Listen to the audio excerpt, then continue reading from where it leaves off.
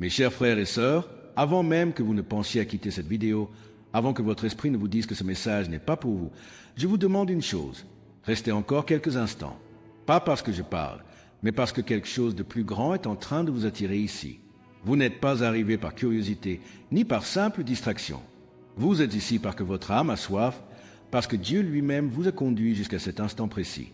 Écoutez attentivement. Ce que vous allez entendre aujourd'hui n'est pas un message ordinaire. Ce n'est pas une simple vidéo parmi tant d'autres. C'est un appel céleste, un signal spirituel envoyé directement à ceux qui ont des oreilles pour entendre et un cœur prêt à recevoir. Si vous ressentez déjà une agitation intérieure, une émotion difficile à expliquer, c'est parce que le Saint-Esprit est en train de travailler en vous. Il y a des moments dans la vie où le ciel s'ouvre, où Dieu parle clairement à ses enfants. Et je vous le dis avec conviction, ce moment est arrivé. Ce message est divinement dirigé. Rien n'est laissé au hasard ici. Chaque mot que vous entendez a été préparé pour toucher votre esprit, réveiller votre foi et fortifier votre marche avec Dieu. Aujourd'hui, je m'adresse particulièrement aux élus, aux appelés, à ceux qui sentent au fond d'eux qu'ils ne sont pas faits pour vivre une foi superficielle. À vous qui priez en secret, qui pleurez parfois dans le silence, qui cherchez la vérité avec un cœur sincère. Dieu vous voit. Il connaît vos combats, vos doutes, vos questions. Et il a quelque chose de puissant à vous révéler. Il y a une urgence spirituelle. Le temps n'est plus à l'hésitation. Le temps n'est plus à la tiédeur. Le ciel appelle des hommes et des femmes prêts à se lever, prêts à marcher selon la volonté de Dieu, même quand le chemin semble difficile. Si vous êtes encore là, ce n'est pas pour rien. C'est parce que votre destin spirituel est en train de s'activer. Restez jusqu'à la fin, car je vous promets une prière spéciale. Une prière qui touchera votre vie, votre famille, votre avenir. Ne partez pas trop vite. Ce que Dieu va faire en vous à travers ce message peut transformer votre manière de voir, de croire et d'espérer. Préparez votre cœur, ouvrez votre esprit, car ce qui vient maintenant n'est pas un simple discours. C'est un rendez-vous divin. Personne avec les mains jointes étincelle. Il y a des dates qui ne sont pas comme les autres. Des moments où le ciel se rapproche de la terre, où l'invisible touche le visible. Le 18 janvier 2026 n'est pas une date ordinaire. Ce jour marque un tournant spirituel. Un moment où Dieu va permettre quelque chose de profond d'entrer dans la vie de ses élus. Je ne parle pas d'un événement extérieur. Je ne parle pas de choses visibles aux yeux humains. Je parle de ce qui se passe à l'intérieur, dans l'esprit, dans l'âme, dans le cœur. À partir de cette date, beaucoup ressentiront une pression spirituelle nouvelle. Pas pour les écraser, mais pour les élever. Une pression qui pousse à grandir, à changer, à se rapprocher davantage de Dieu. Quelque chose va entrer en vous. Une nouvelle conscience spirituelle, un appel plus fort, un désir brûlant de marcher dans la volonté divine. Ce n'est pas une peur, ce n'est pas une menace, c'est une convocation céleste. Dieu appelle ses enfants à un niveau plus profond. Certains sentiront une agitation intérieure, d'autres une soif intense de prière, d'autres encore une envie irrépressible de se détourner du péché. Ce sont les signes d'une transformation en cours. Le ciel est en train de travailler en silence. Le 18 janvier 2026, beaucoup comprendront que leur foi ne peut plus rester superficielle, que leur relation avec Dieu doit devenir plus sérieuse, plus intime, plus engagée. Ce n'est plus le temps de jouer avec la foi, c'est le temps de répondre à l'appel. Et maintenant, je te pose cette question. Es-tu prêt? Prêt à laisser Dieu te transformer? Prêt à abandonner ce qui t'éloigne de lui? Prêt à dire oui à ce qu'il veut faire dans ta vie? Ton cœur est-il préparé?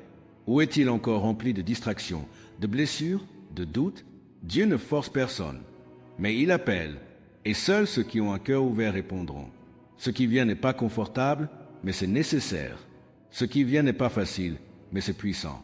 Car Dieu façonne ses élus avant de les utiliser. Ressens-tu déjà quelque chose en toi? Un frisson spirituel? Une émotion profonde? C'est parce que ce message te concerne. Ne prends pas cela à la légère. Le ciel parle, et ceux qui écoutent seront transformés.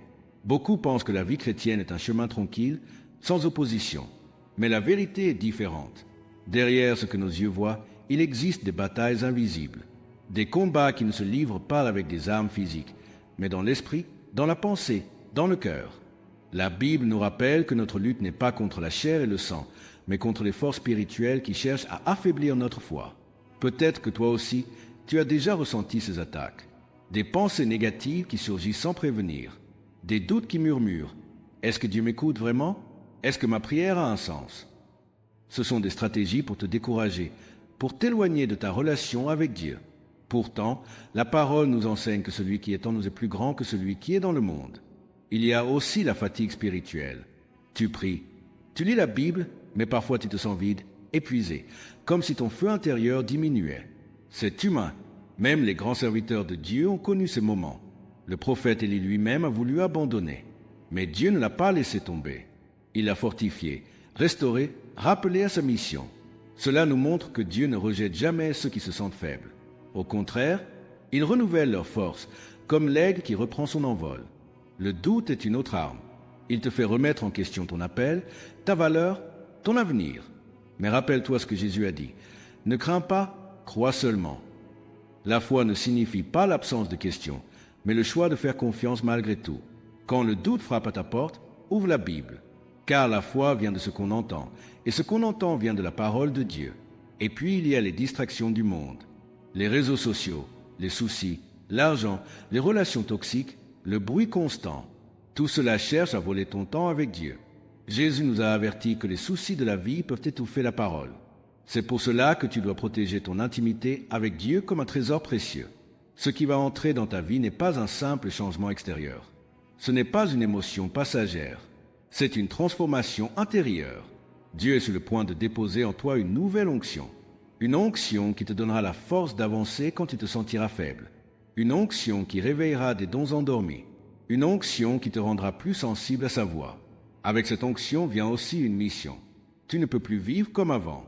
Dieu ne t'appelle pas à rester dans la foule, mais à te lever, à faire la différence, à porter sa lumière là où il y a encore des ténèbres. Tu as un rôle à jouer. Ta vie n'est pas ordinaire. Elle a un sens divin, une direction céleste. Et cette mission s'accompagne d'une responsabilité divine. Dieu confie ses projets à ceux qui sont prêts à obéir, à ceux qui acceptent de marcher même quand ils ne comprennent pas tout, à ceux qui disent oui même quand le chemin semble difficile. Être choisi, ce n'est pas un privilège confortable, c'est un appel exigeant. Dieu façonne ses élus. Il ne les utilise pas sans les préparer. Il permet des épreuves pour fortifier leur foi. Il enseigne la patience pour former leur caractère. Il attire vers la prière pour créer une intimité profonde avec lui. Chaque saison difficile a un but. Chaque attente produit quelque chose en toi. Ce processus n'est pas toujours agréable. Parfois, tu voudras abandonner. Parfois, tu te demanderas pourquoi tu dois passer par tant de choses. Mais souviens-toi, Dieu ne travaille jamais en vain. Comme un potier façonne l'argile, il te modèle selon sa volonté. Il enlève ce qui ne lui ressemble pas. Il ajoute ce qui est nécessaire pour ton appel. La transformation fait parfois mal, mais elle est essentielle. Sans elle, tu ne pourrais pas porter ce que Dieu veut te confier. Il ne met pas un grand fardeau sur des épaules fragiles. Il te fortifie d'abord. Reste fidèle, même quand tu ne vois pas encore le résultat, même quand personne ne te comprend, même quand le chemin semble long. Ta fidélité aujourd'hui prépare ta victoire demain. Dieu voit ton cœur. Il voit tes efforts secrets. Il voit tes prières silencieuses. Et il est en train de t'élever, étape après étape. Ne te décourage pas. Ce que Dieu commence, il l'achève. Et ta transformation n'est que le début de ce qu'il va faire à travers toi. Maintenant, je m'adresse directement à toi, élu de Dieu. Oui, toi qui écoutes encore. Ce message n'est pas pour tout le monde. Il est pour ceux dont le cœur brûle pour Dieu, même dans le silence. Il est pour ceux qui sentent au fond d'eux qu'ils sont appelés à plus. La parole déclare, « Ce n'est pas vous qui m'avez choisi, mais moi, je vous ai choisi, dit le Seigneur. Ton appel ne vient pas des hommes, il vient du ciel. Dieu cherche aujourd'hui des cœurs purs. Pas des cœurs parfaits, mais des cœurs sincères. La Bible nous rappelle, « Heureux ceux qui ont le cœur pur, car ils verront Dieu. » Dieu ne regarde pas à l'apparence, il regarde au cœur.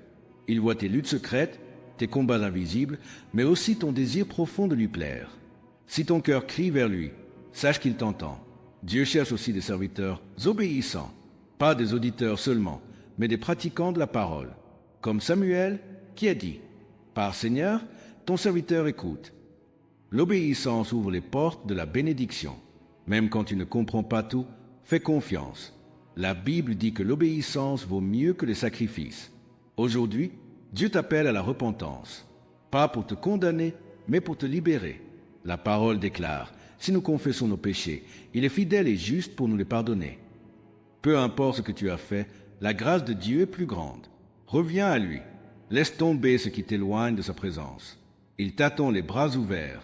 Dieu t'appelle aussi à la consécration, à te mettre à part pour lui. Comme il est écrit, « Soyez saints, car je suis saint ». Cela signifie choisir Dieu chaque jour, même quand c'est difficile. Dire non au péché. Dire oui à la volonté divine. Offrir ta vie comme un sacrifice vivant.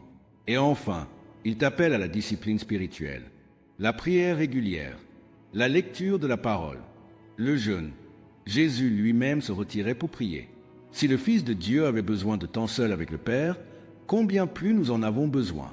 La Bible dit, « Cherchez d'abord le royaume de Dieu, et tout le reste vous sera donné. » Élu de Dieu, ce message te concerne personnellement. Tu n'es pas oublié, tu n'es pas abandonné, tu es appelé. Même si tu te sens petit, Dieu utilise les faibles pour confondre les forts. Même si tu doutes, rappelle-toi que Dieu ne se repent pas de ses dons ni de son appel. Ce qu'il a commencé en toi, il l'achèvera. Si ton cœur bat fort en ce moment, c'est l'Esprit de Dieu qui te touche. Ne résiste pas, dis oui, abandonne-toi entièrement. Ta vie ne sera plus jamais la même. Si Dieu t'appelle à un nouveau niveau, alors la préparation devient essentielle. On ne reçoit pas une grande mission sans se préparer spirituellement. Tout commence par la prière quotidienne. Pas une prière rapide, mais un vrai temps de communion avec Dieu. La Bible nous rappelle, priez sans cesse. La prière est ton souffle spirituel. Sans elle, ta foi s'affaiblit. Avec elle, tu deviens fort. Parle à Dieu le matin, dans la journée, le soir. Confie-lui tes peurs, tes projets, tes combats. Il écoute chaque mot. Ensuite vient la lecture biblique. La parole de Dieu est ta nourriture. Jésus a dit, « L'homme ne vivra pas de pain seulement, mais de toute parole qui sort de la bouche de Dieu. » Si tu veux entendre Dieu, ouvre ta Bible. Même quelques versets par jour peuvent transformer ta manière de penser. Commence doucement, mais sois constant. Laisse la parole pénétrer ton cœur, corriger tes pensées, fortifier ta foi. Il y a aussi le jeûne. Ce n'est pas une obligation, mais une arme spirituelle puissante. Le jeûne humilie la chair pour élever l'esprit. Jésus lui-même jeûnait. Quand tu jeûnes, tu dis à Dieu, tu es plus important que tout. Cela ouvre des portes spirituelles, apporte la clarté et renforce ton autorité dans la prière. La préparation passe aussi par l'éloignement du péché. Tu ne peux pas marcher avec Dieu tout en gardant ce qui lui déplaît. La Bible dit, le salaire du péché, c'est la mort, mais le don gratuit de Dieu, c'est la vie éternelle. Coupe avec ce qui t'éloigne de lui. Les mauvaises relations, les habitudes toxiques, les pensées impures. Ce n'est pas facile, mais c'est nécessaire pour avancer. Voici quelques conseils pratiques. Fixe une heure précise chaque jour pour prier. Lis au moins un chapitre biblique par jour. Écris ce que Dieu te révèle. Éloigne-toi des contenus qui affaiblissent ta foi. Entoure-toi de personnes qui aiment Dieu. Si ce message te parle, partage cette vidéo. Quelqu'un dans ton entourage a peut-être besoin d'entendre exactement ce que tu entends aujourd'hui.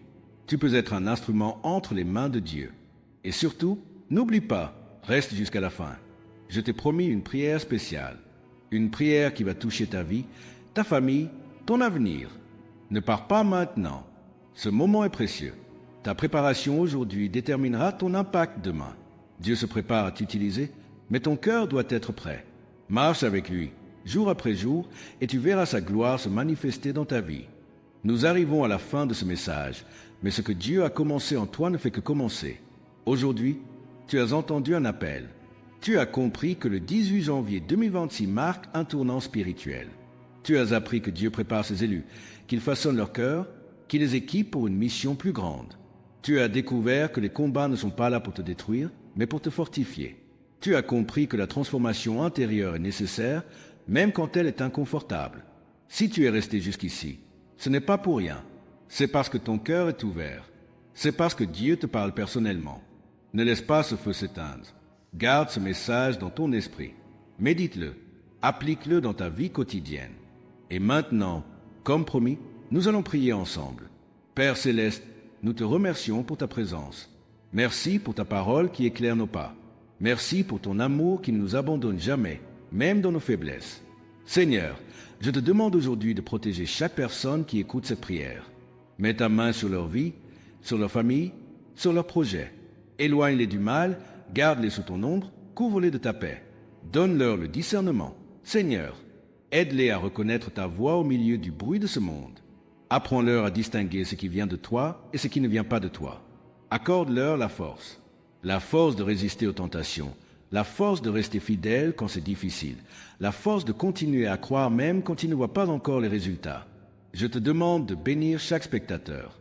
Bénis leur santé, leurs finances, leurs relations. Remplis leur maison de paix et de joie. Qu'ils sentent ta présence jour après jour. Seigneur, je te prie aussi pour leur mission.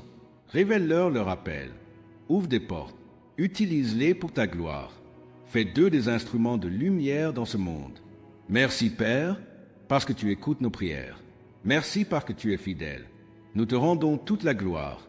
Au nom de Jésus, Amen. Personne avec les mains jointes étincelle.